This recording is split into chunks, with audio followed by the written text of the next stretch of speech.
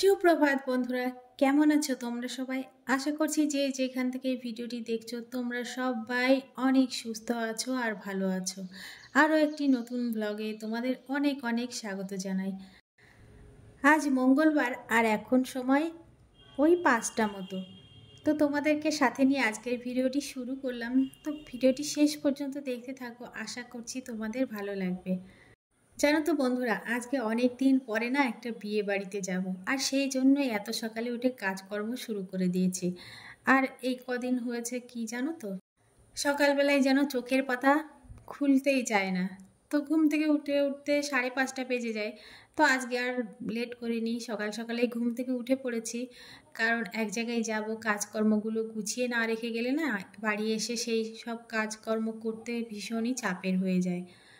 তো সকালবেলায় দেখো দু একজন লোকই রাস্তা দিয়ে চলাচল করছে, আর এরা না সবাই মর্নিং ওয়াক করতেই যাচ্ছে। আর এখন আমি গেটটা একটু জল দিয়ে দিলাম। আর এই দেখো আমাদের বাইরের উঠোনে কত ঘাস জমে গেছে। প্রতিবার বর্ষাকালে এরকমই হয়, উঠোনটায় ভর্তি হয়ে যায় ঘাসে। আর উঠোনটা ঝাড় দিতেও হয় না, এটা একটা সুবিধাই বলতে পারো। আর এই দেখো বন্ধুরা, আজকে আমি না অনেকদিন পরে গেটের নিচেটা একটু ধুয়ে দিলাম।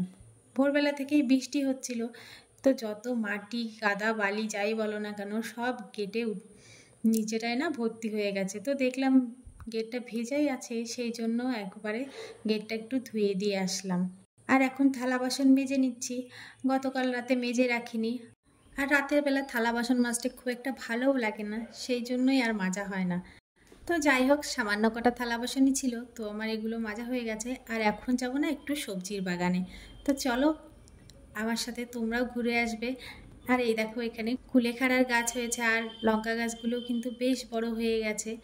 আর কিছু বেগুন গাছও কিন্তু লাগানো হয়েছে। তো কিছু কিছু মারা গেছে, আর যেগুলো আছে দু একটা করে ফুল আসা শুরু করে দিয়েছে। আর এখান দিয়ে বেশ কিছু শশা গাছ ছিল, সেগুলো মারা গেছে। তো জায়গাটা একটু খালি খালি লাগছে দেখতে। কিন্তু আমার কাছে আরও কিছু শশার বীজ রয়েছে, তো ভাবছি কদিন পরে এখান দিয়ে আবার লাগিয়ে দেব। আর এবার না জাংলা দিতে হবে, না হলে শশা গাছ মাটিতে ভালো একটা হচ্ছে না। আর এই দেখো বেশ কিছু গাছ হয়েছে, লঙ্কা গাছ, কুলেখাড়া গাছ, আর এদিকে তো দেখিয়েছিলাম অনেক রকমের সবজি রয়েছে, তো ওদিকটা আর আজ দেখালাম না। আর এখন দেখো কতগুলো কলমি শাক কেটে নিচ্ছি। আর এভাবে বাগান থেকে সবজি কাটতে আমার খুবই ভালো লাগে, তোমাদের আগেও বলেছি। তো অনেকগুলোই কেটে নিয়েছি, আর লাগবে না আমার। আর যেগুলো আছে পরের দিন আবার কাটলেই হবে। তো সবজি কাটা হয়ে গেছে, চলো এখন বাড়ির মধ্যে যাওয়া যাক। আর এই কলমি শাকগুলো দেখতে না খুব সুন্দর লাগছে, একটাও পোকামাকড় নেই, একদম ফ্রেশ। একটু বালি আছে, তো ধুয়ে নিলেই হয়ে যাবে। আর এইখানে দেখো ভুলি শুয়ে আছে, আমাকে সবজি বাগানের মধ্যে দেখে ও আর ঢুকিনে, ও এখানেই শুয়ে রয়েছে। আর নয়নতারা গাছগুলোতে দেখো বন্ধুরা কত ফুল ফুটেছে।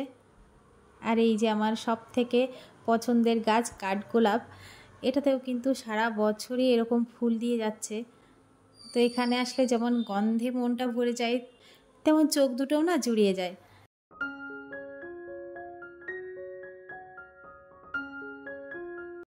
নিজের কাজকর্মগুলো সেরে উপরে চলে এসেছি। পাশের ঘরে আয়ুষ বই নিয়ে বসে পড়েছে। আর এখন আমি আমাদের ঘরের বিছানাটা তুলে নিচ্ছি। তো প্রতিদিনই এখন মশারি টাঙাতে হচ্ছে, প্রচণ্ড মশার উপদ্রব। তাই জন্য একটু না কাজও বাড়তি হয়ে গেছে। আগে মশারি টাঙাতে হতো না, তো মশারি তুলা ভাঁজ করার চাপটাও ছিল না। আর এখন মশার উপদ্রব এত পরিমাণে বেড়েছে যে মশারি না টাঙালে ঘুমোনোই যাবে না। তো যাই হোক, দেখো বন্ধুরা আমার দুটো ঘরের বিছানাই রেডি করা হয়ে গেছে। আর এখন এই যে ব্যালকনিতে জামাকাপড় মেলা থাকে, তো সেইটা ভাঁজ করে এখানে রেখে দিলাম। আজ তো আজ স্কুল যাবে না, তাও এখানে রেখে দিয়ে গেলাম। আর আজ বিয়েবাড়ি থেকে ফিরতে ফিরতে অনেক রাত হয়ে যাবে, আর সকালবেলা ঘুম থেকে উঠতেও দেরি হবে, সেই জন্য এই কাজটা করেই রাখলাম, যাতে পরের দিনের কাজটা সহজ হয়ে যায়। আর এই দেখো বন্ধুরা, ভাঁড়ের মধ্যে কিছুটা পরিমাণ টাকা দিয়ে দিলাম। তো সকালবেলায় দেখলে কলমি শাক কাটলাম, তো তারই পারিশ্রমিক বলতে পারো এইটা। বাগানে যে সমস্ত সবজি হয় বাজার থেকে কিনতেও তো কিছু পরিমাণ টাকা লাগতো, তা হাজব্যান্ড খুশি হয়েই কিছু পরিমাণ টাকা আমাকে দেয়, আর এই ভাঁড়টায় আমি ভর্তি করি।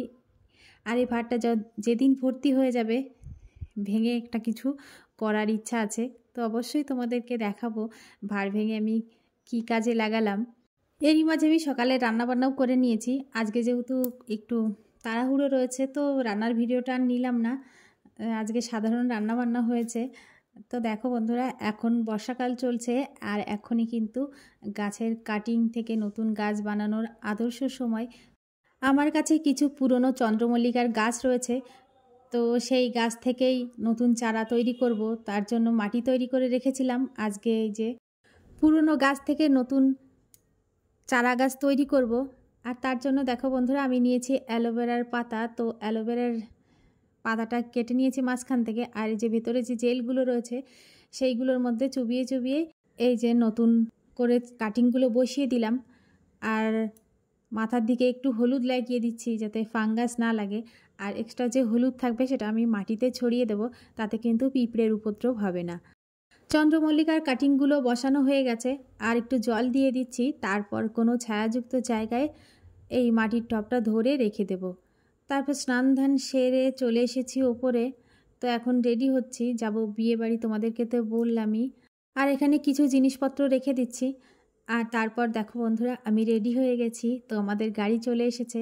তো চলো রাস্তায় কি হয়, বিয়ে বাড়িতে গিয়ে কীরকম মজা করি সবই তোমাদের সাথে শেয়ার করব।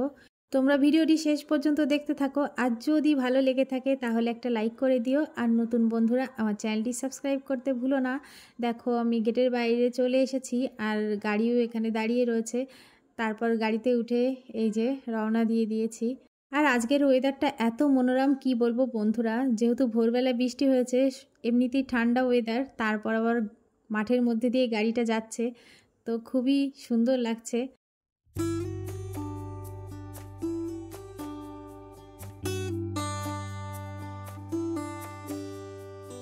আর এভাবেই বাইরের দিকটা দেখতে দেখতে 2 ঘন্টা জার্নি করে চলে এসেছি বিয়ে বাড়ি। এই দেখো বিয়ে বাড়িটা এভাবে সাজিয়েছে। তো এখন দুপুরবেলা ভিডিওটা নেয়া।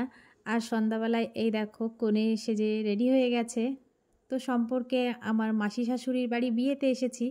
আর আমার যা এই দেখো আমার দেওরের বিয়ে হচ্ছে। আর রাতের বেলায় বন্ধুরা দেখো কি পরিমাণে ভিড়, প্রায় 1000 লোকের আয়োজন ছিল। তো আমরা এখানে খেতে বসেছি, যেহেতু আবার বাড়ি ফিরতে হবে। তো এখন 9টা বাজে, আমরা প্রথম ব্যাচ। আর আজকে সন্ধ্যার দিকেও বৃষ্টি হয়েছে, ওই জন্য খাওয়া দাওয়াটা একটু দেরিতে শুরু হয়েছে, ওই জন্য আরও এত পরিমাণে ভিড় হয়েছে। আর লোকজনও তো প্রচুর, বললাম 1000 লোক খাবে। আমরা বন্ধুরা গ্রামের লোক, আমাদের এরকম ভিড় ঠেলে খাওয়ার অভ্যাস রয়েছে। আর এরকম ভিড় দেখতেও আমরা কিন্তু অভ্যস্ত। তো এটা আমাদের কাছে একটা সাধারণ ঘটনা। কিন্তু আমাদের এত লাইন দিয়ে খাবার খেতে হয়নি, আমরাই প্রথম ব্যাচে খেয়ে নিচ্ছি। আবার বাড়ি ফিরতে হবে, অনেক রাত হয়ে যাবে, সেই জন্য আগে খাওয়া দাওয়া করে নিলাম। তারপর ঘোরাফেরা, এই যে ফটো তোলা, এগুলো তো থাকবেই।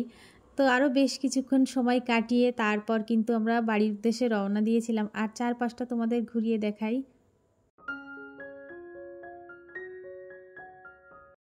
এখন বাজছে রাত 10টা। কন্যাযাত্রীরা বিয়ে বাড়ি প্রবেশ করছে আর আমরা এদিকে বেরিয়ে বাড়ির উদ্দেশ্যে রওনা দিচ্ছি। তো একটু মন খারাপ লাগছিল, অনেক দিন পরে সবার সাথে দেখা হলো। মাঝে মাঝে এরকম বিয়ে বাড়ি হলে মন্দ লাগে না। তো এখন আমরা বন্ধুরা বাড়ির দিকে রওনা দিয়েছি। আর এই দেখো আমাদের গাড়িটা খুব দ্রুত গতিতে বাড়ির দিকে ছুটে চলেছে। আর রাস্তাটা দেখতে কিন্তু অসম্ভব সুন্দর লাগছিল। তো বন্ধুরা আজকের ভিডিওটা তোমাদের কেমন লাগলো অবশ্যই কমেন্ট করে জানিও। আর ভিডিওটি আজ এই পর্যন্তই, দেখা হবে আরও একটি নতুন ব্লগে। ততক্ষণের জন্য সবাই সুস্থ থেকো, ভালো থেকো, টাটা।